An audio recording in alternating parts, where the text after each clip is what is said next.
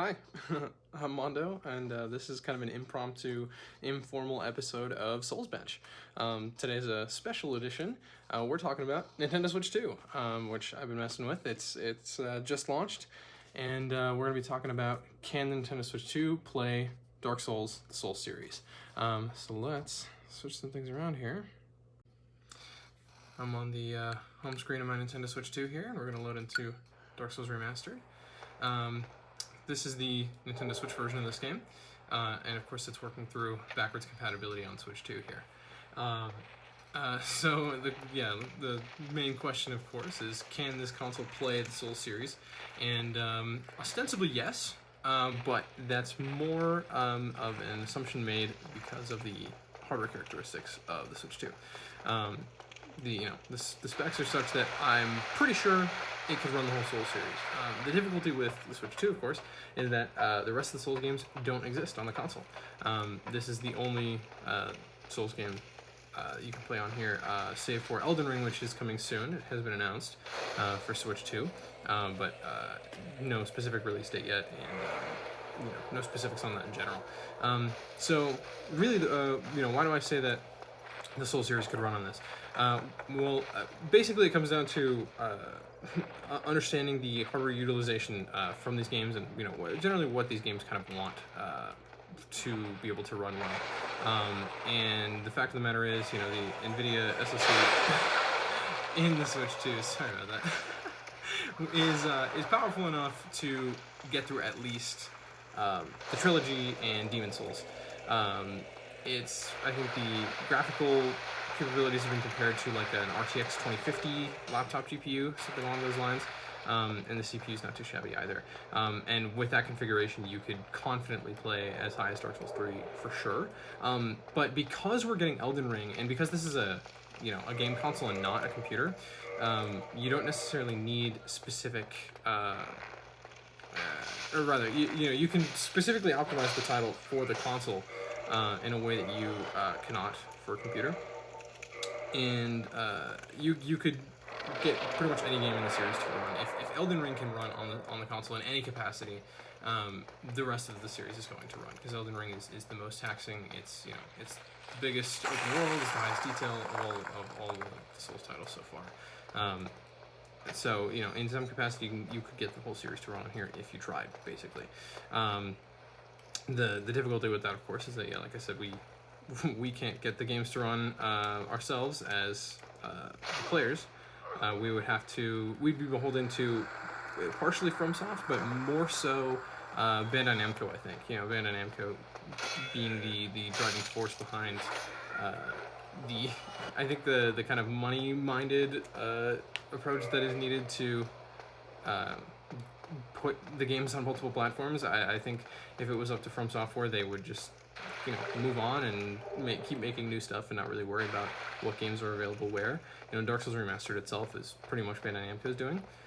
And so, by the way, excuse the gameplay, I'm not playing all too seriously, and I'm also just looking through the camera viewfinder, so if I'm not playing that well, that's why. In any case, like I was saying, Bandai Namco is kind of the reason Dark Souls Remastered exists in the first place, right? From Software couldn't really care less if you could play Dark Souls 1 in any other capacity than on Xbox 360 and PlayStation 3 and the old Picard Die edition on PC. So really, it would be up to Bandai Namco now that the hardware is more capable on Switch 2, to revisit the idea of putting the rest of the series on the console. Demon Souls is something we would never see on here, just because the version of Demon Souls that could run on this console, that I think confidently could run on this console, is the PS3 version. But we will never see the PS3 version get other releases, I believe, now that the PS5 version exists. And that PS5 version is one of few Sony exclusives that I don't think they care to let go of. Same with Bloodborne. As long as Bloodborne is stuck as like a PS4 game, or as long as Bloodborne is in whatever limbo that it's in, we're not seeing that go anywhere. But in the case of the Souls games, I think the original Switch could have run Dark Souls 2 for the same reasons that the Xbox 360 and PlayStation 3 could run Dark Souls 2, which was that they could run Dark Souls 1 just fine. In Dark Souls 2, especially the original, the DirectX 9 version of it, is just not that hard to run in the first place. The level of detail is not tremendously different from Dark Souls 1. But those consoles, PS3 and Xbox 360, also got Scholar of the First Sin, and I think had some minor graphical changes. I'm not 100% sure on the console versions of that game, but in any case, if those consoles could have played that game, so too could this one. The only thing, original Switch, I mean. The only thing, of course, is that, the caveat to that being, they have no incentive to put Dark Souls 2 on other hardware by itself because it's not that popular of a title.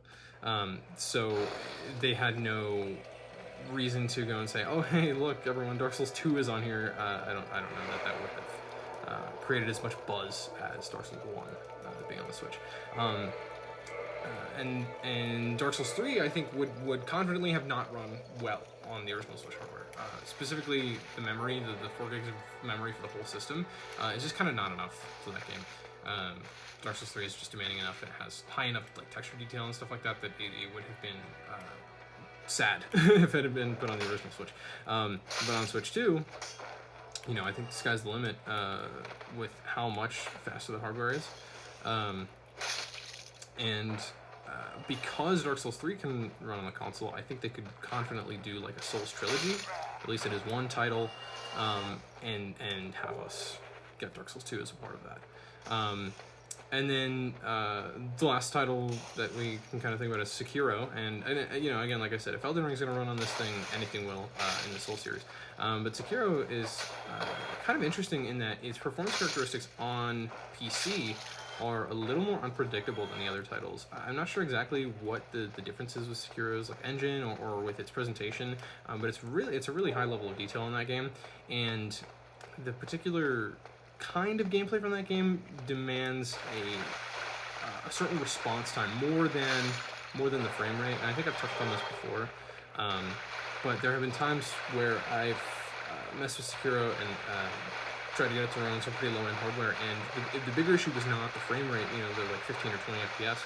It was that this input lag that kind of shows up when you're playing on hardware that isn't capable of really running that game.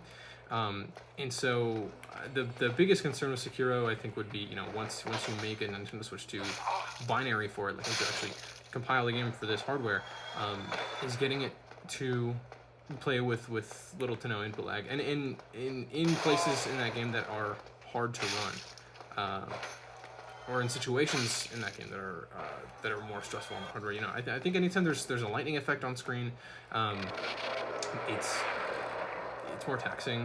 When you're fighting Genichiro, or if you've made it all the way to Fountainhead Palace, and there's you're getting like sniped with those lightning arrows.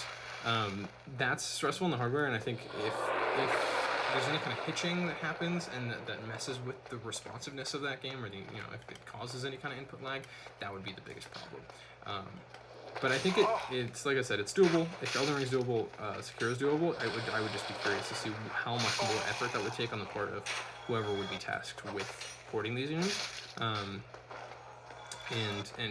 But I do think it would take more effort. I think it would be a slightly more thoughtful, piece of code to get to run on this hardware. But yeah, I think the Souls games are a little bit lower precision, and they've been on a greater variety of hardware and run a little bit better on that hardware. So I think the big hurdle for the original Switch was Dark Souls 3, and the Switch 2 has cleared it. We're just yet to see if Bandai Namco decides that they want to put it on here. So yeah, I just wanted to touch on that a little bit. In terms of what we're seeing right now, I didn't mention this is the Nintendo Switch version of Dark Souls Remastered. But unfortunately, because of the way that this version of Dark Souls Remastered was made, playing it on the Nintendo Switch 2 does not actually give you any tangible benefit. It's playing, but it's not playing the way Dark Souls Remastered plays on PC. This still has its 30 FPS cap. It doesn't have the new lighting or fog effects, which are minor but do look nice. Like when you sit at a bonfire, you see a torch, or you go through a fog wall. Those look, I think, nicer enough on the standard releases of Dark Souls Remastered on console and PC that they they feel like they're missing from this release. And the Nintendo Switch version of this game has its biggest problem. It may be hard to notice if you haven't played these games as much as I have, or if you don't have the console right in front of you. But the audio in this version of Dark Souls Remastered is compressed. And I think it was some kind of file size issue for the cartridge version of the game, which didn't make a ton of sense to me because it's pretty common to have to download a patch for any kind of game once you've downloaded it. And I think Bandai Namco could have easily said, okay, once the game's installed in your system or whatever, we can do a patch or a DLC to decompress the audio or something like that.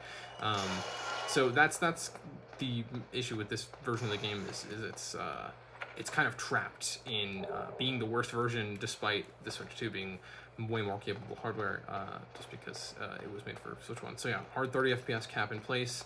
It's not running any faster than that. And really, the Switch never had any kind of performance problems with this game. It pretty much was 30 FPS all the time.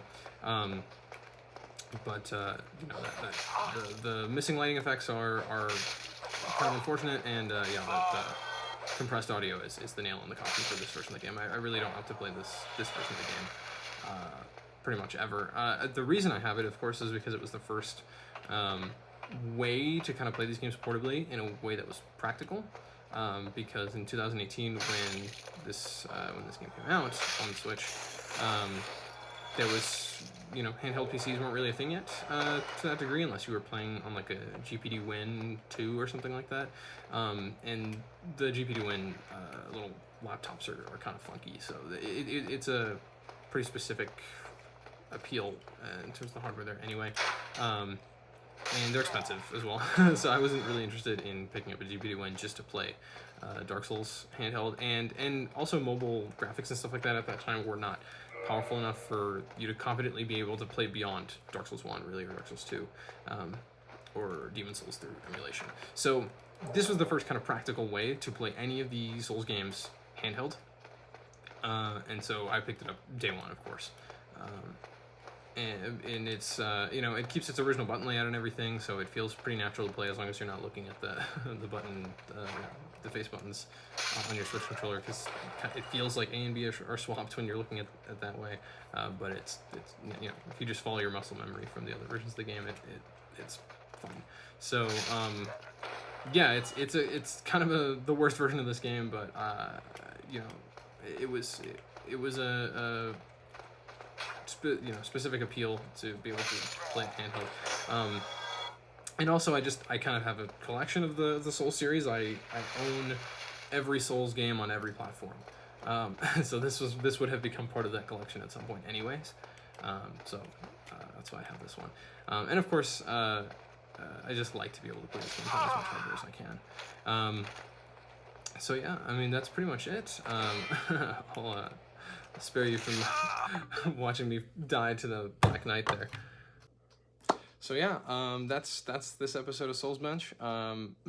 Hopefully you liked it. A little bit of discussion on the software and how it could run on this new hardware. I'm gonna go keep enjoying my Switch 2, and if I have any more thoughts on any more Souls games on any more hardware, I'll let you know. That's been SoulsBench. Have a good one.